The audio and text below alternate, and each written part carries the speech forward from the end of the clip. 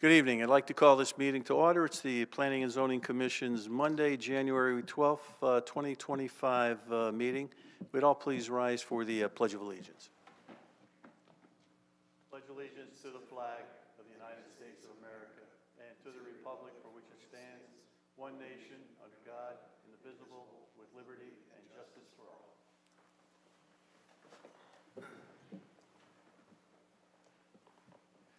And at this point in time, I'd like to introduce the members of the commission that are here this evening. To my immediate right is Jeff Cohan, who's a commission member. Next to Jeff, actually to my immediate right is James Fitzsimmons, a commission member. Then it's Jeff Cohan on the end, also a commission member. To my left is Steve Allenson, a member of the commission. Next to Steve is Joseph Sanders, who's an alternate on the commission. And next to Joseph is Cheryl DeGenova, who's also an alternate, and our newest member of the commission. So welcome, Cheryl. And at the lower table is Cheryl Ann Tubby, our recording secretary. Next to Cheryl Ann is Kevin Pagini, who is our town planner, and I'm Jim Seichter, the chairperson of the commission. And at this point in time, our next order is to consider approval of the minutes of our December 8th, 2025 meeting. Are there any members that have any comments, additions to the minutes? If not, I'd entertain a motion to approve them. Mr. Chairman, I move we approve the minutes of the December 8th meeting as submitted. Do we have a second? I'll second. Second by Mr. Cohan. All in favor? Aye. Aye. Anybody opposed? Any abstentions? Thank you. And I'll cede the floor to Mr. Fitzsimmons. Thank you, Mr. Chairman. We have a visitor with us this evening, so without ado, I'd like to ask the mayor to introduce himself and address the commission. Thank you, Mr. Fitzsimmons. Mr. Chairman, I beg your indulgence. I have a proclamation. Whereas the town of Wallingford proudly recognizes Jim Seichter, a lifelong resident whose contributions have enriched our community for decades, and whereas Jim graduated from Lyman Hall High School in do you want me to say the year?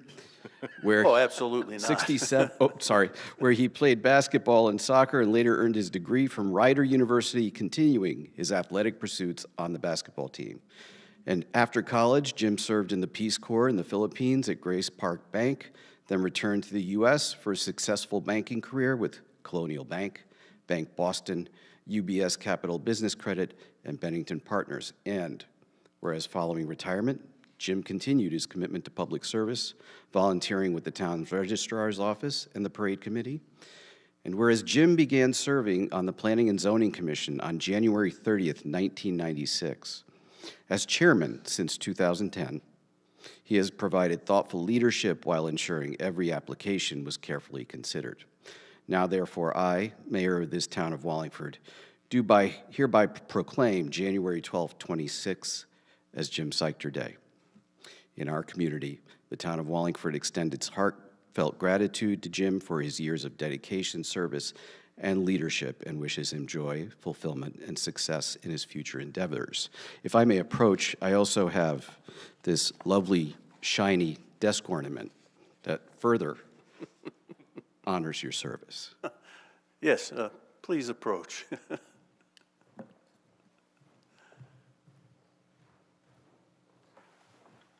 Thank you. Thank you, Mr. Mayor. Thank you.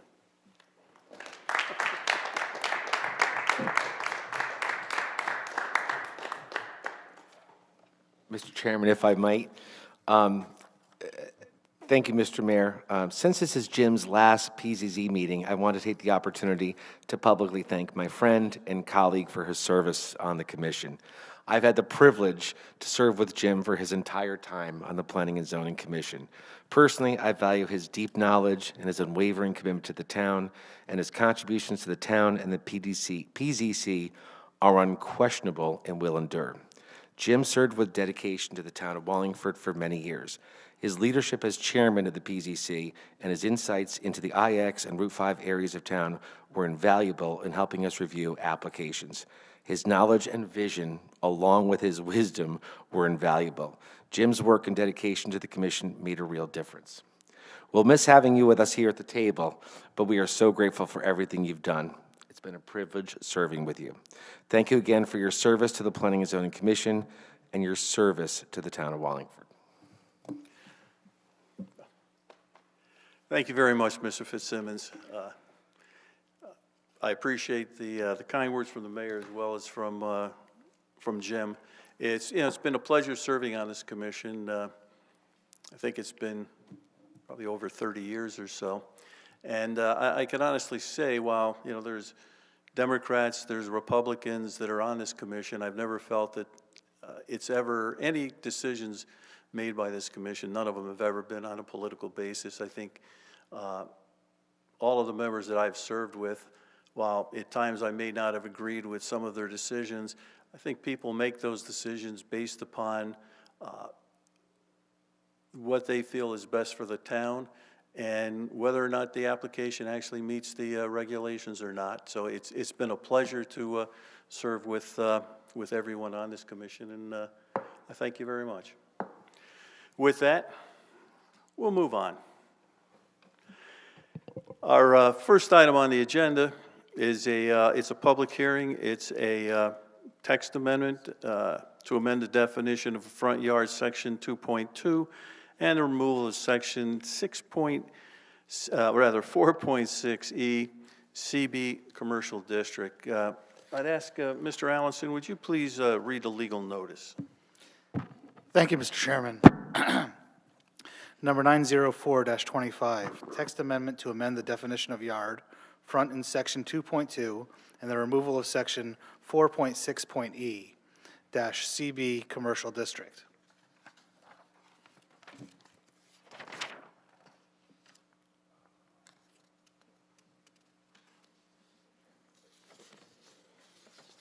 We have the application for text amendment. We have the proposed amendment dated December 10th, 2025.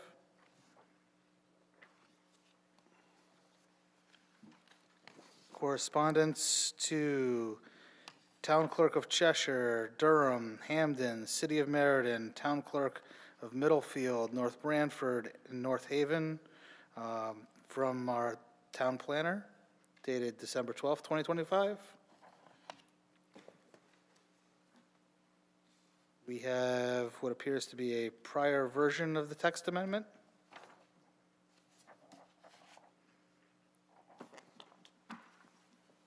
We have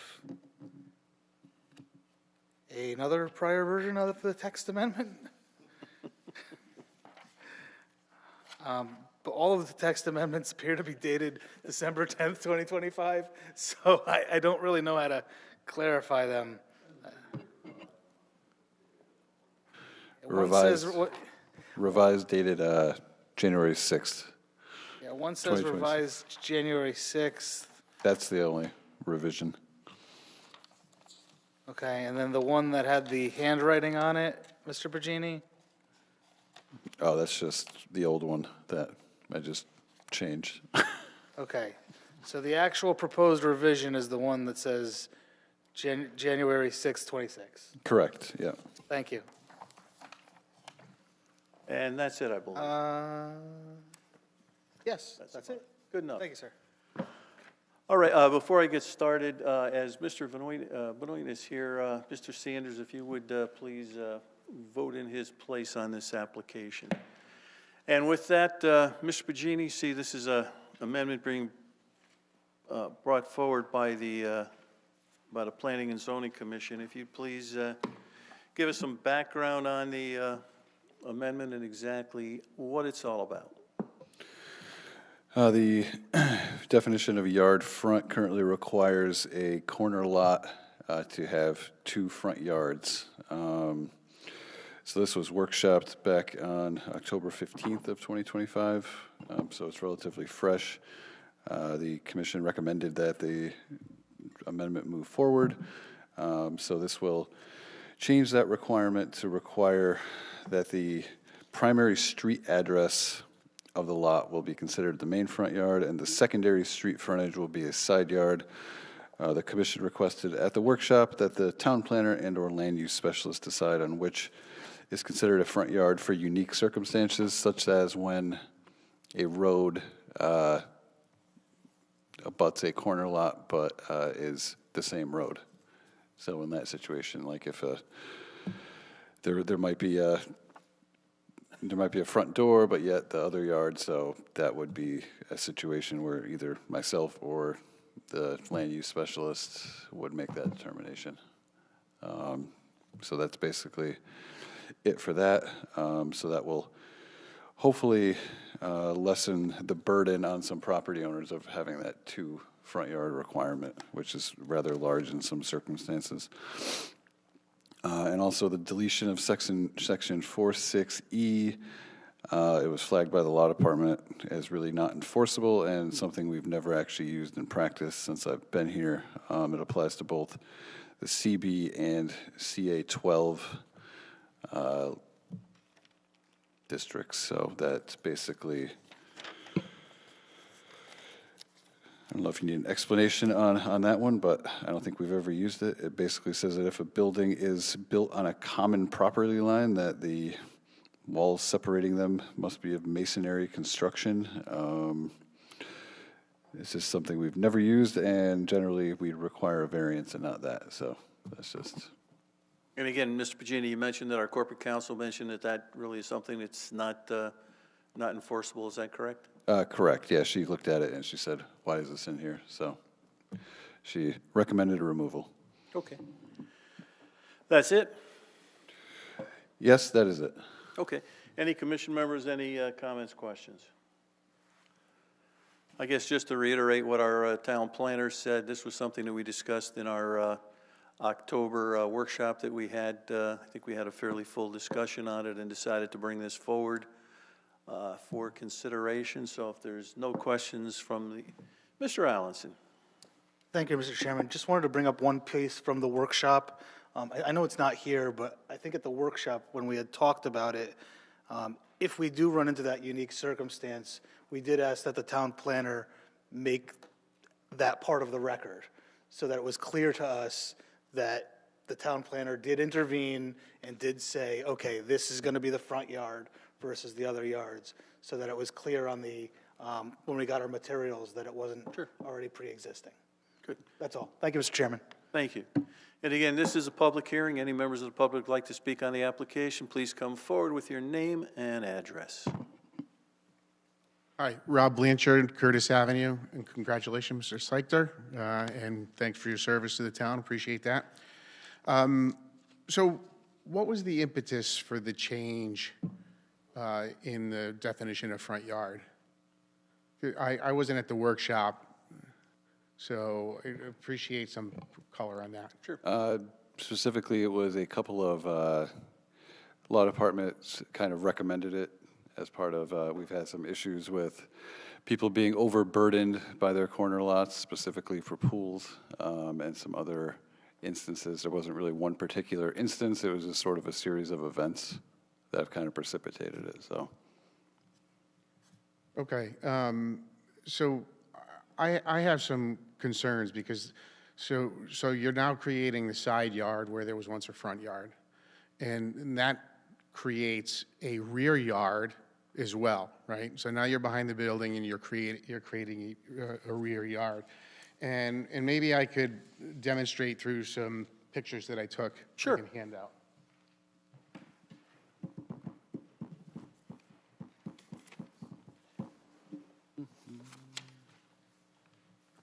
Thank you.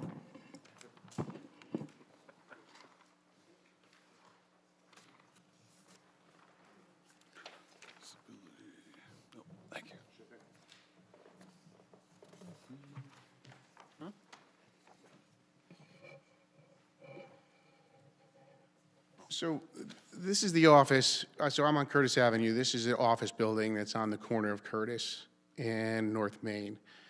And in September, they put in a patio in this location, which has no requirements. And it's about 5 feet from the property line on the side and 5 feet from the neighbor's property where their driveway is.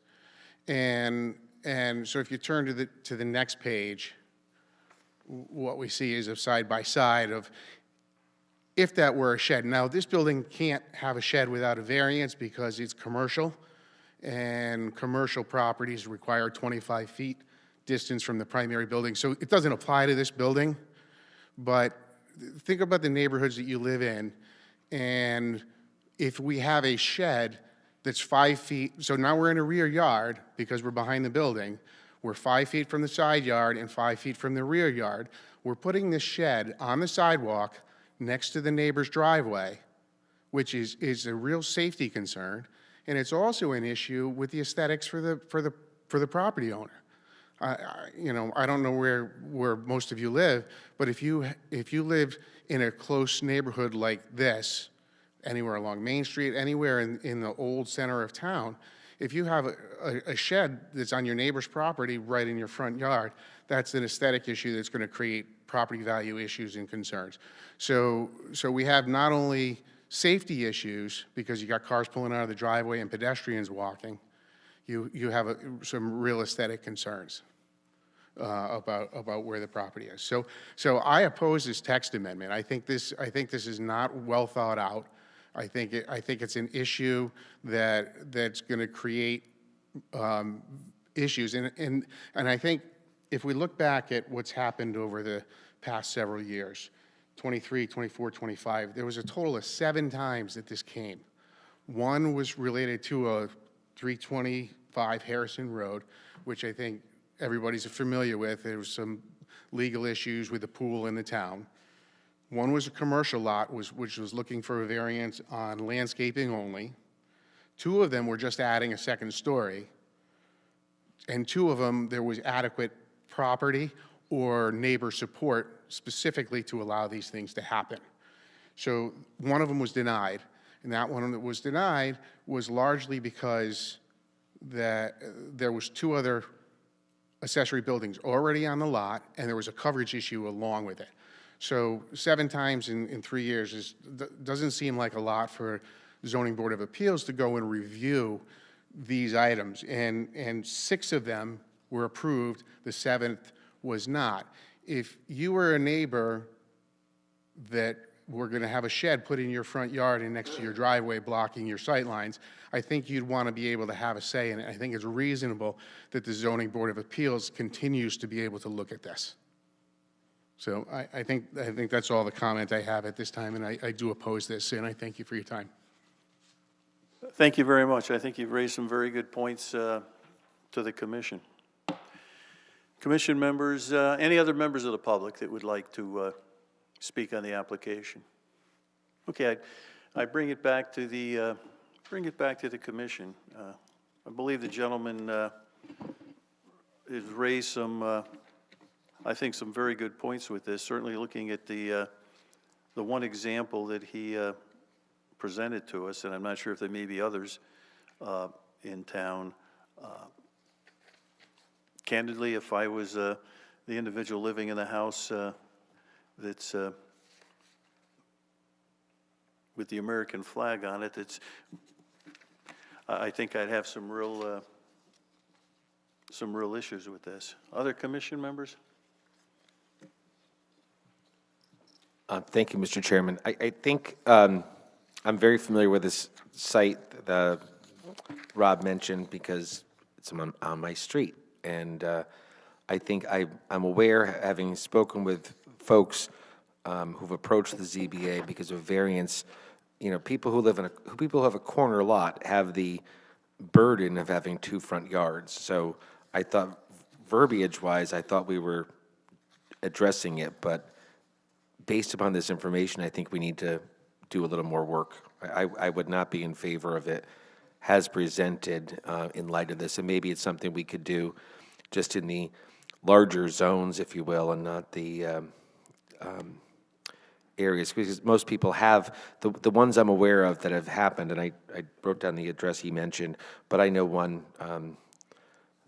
not too far from the town hall where it seems to work, but I would be probably in favor of returning this for further discussion.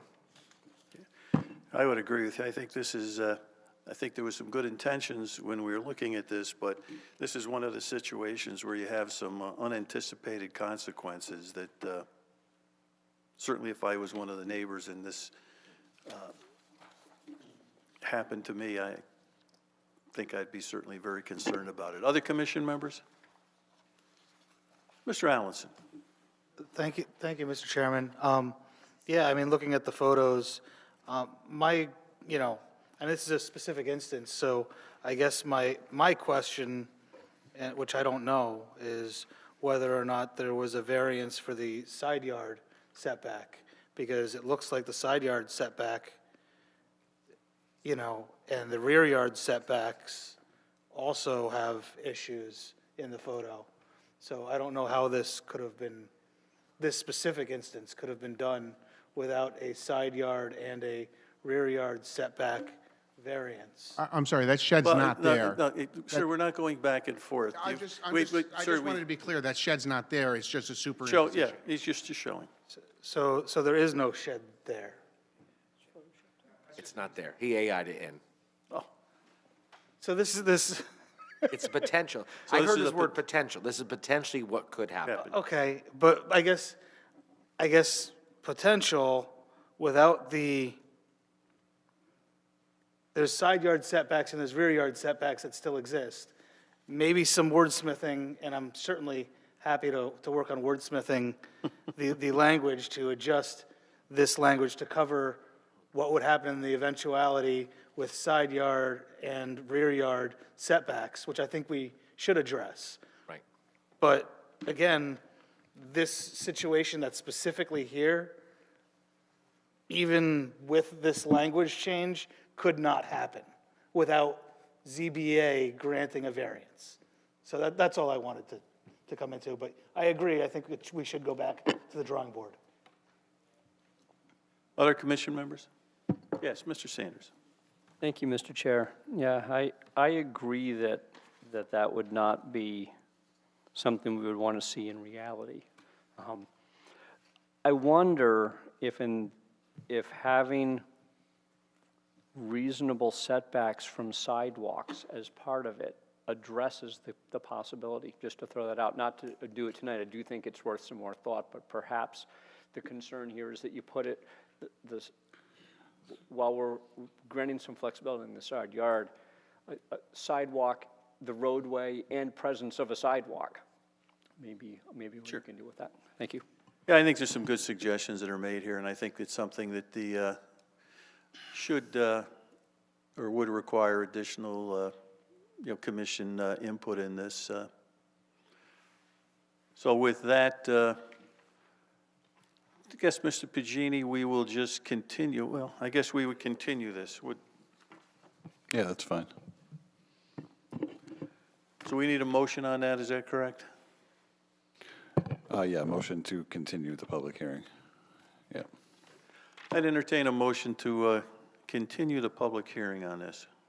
Mr. Chairman, I move that the commission continue the public hearing on the text amendment to amend the definition of yard front in section 2.2 and the removal of section 4.6E to a future meeting.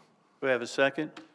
I'll second. Second by Mr. Cohen. All in favor? Aye. Aye. Any opposed? Any abstentions? All right, Mr. Pagini, if you'd lead us through the rest of our agenda, I'd greatly appreciate it. Bond release for, that was Cumberland Farms project that was completed back in 2017. So that can be released. All right, do we have a motion to release the bond for E.G. American Group 906 North Colony Road, as recommended by our town planner? Mr. Chairman, I move the commission release the performance bond being held by town for EG Group for the work completed at construction at Cumberland Farms. Do I have a second? Second. Second by Mr. Cohen. All in favor? Aye. Any abstentions? And bring us to the rest of the agenda, if you would, please. Administrative approvals, any questions? And then the ZBA, any questions on that? Anyone with questions, and Mr. Pagini on the ZBA?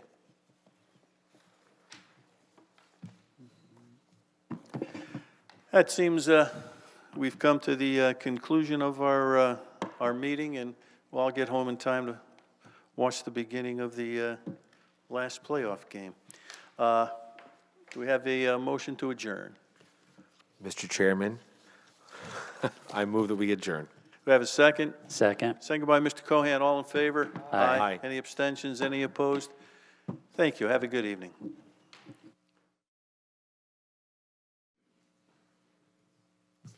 Well, that was sad.